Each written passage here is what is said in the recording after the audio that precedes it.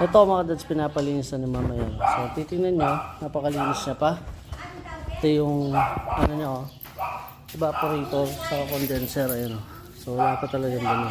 So dito mga dads, sa video nito papakita ko yung dumi na nakatago.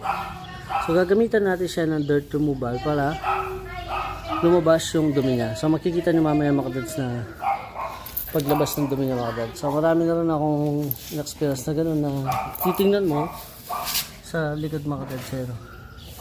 May liwanag pa naman sa likod. Pero mas liliwanag yan mamaya mga dads. So tara. Ito mga dads, papakita ko sa inyo na spray natin siya pero walang lalabas na dumi mga dads ito. Ayan.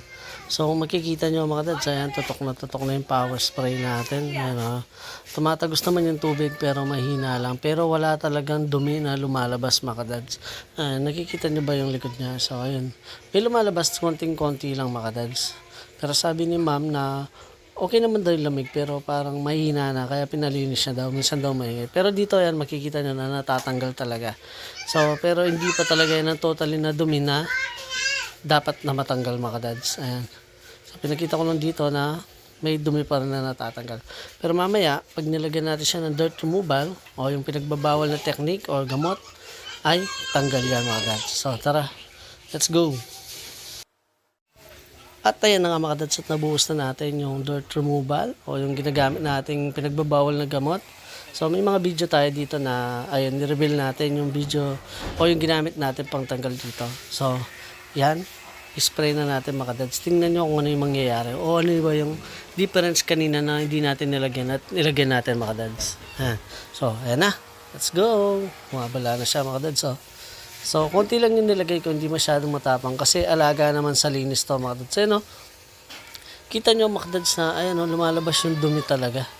Natatagtag talaga yung sa loob pati yung sa likod mga dads. So pansin nyo kanina mga dads na walang lumalabas na dumi.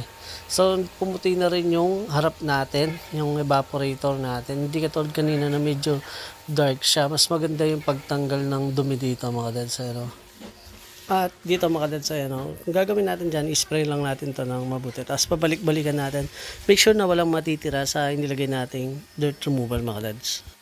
Dito naman tayo sa condenser niya mga dads. Kanina natanggal naman yung dumi pero hindi ganun kalaki or karami yung natatanggal. So tingnan nyo dito mga dads, itim na itim talaga yung lumalabas sa bawat spray natin. So dyan talaga ay sumisiksik or tumatagos na yung spray natin. Ayun, nakita nyo mga dads na napakaitim. So pag mga ganyan mga dads na nagtataka si customer, mahina na yung lamig pero mukhang malinis naman, subukan nyo yung ganitong technique mga dads. So yun lang mga dads. God bless!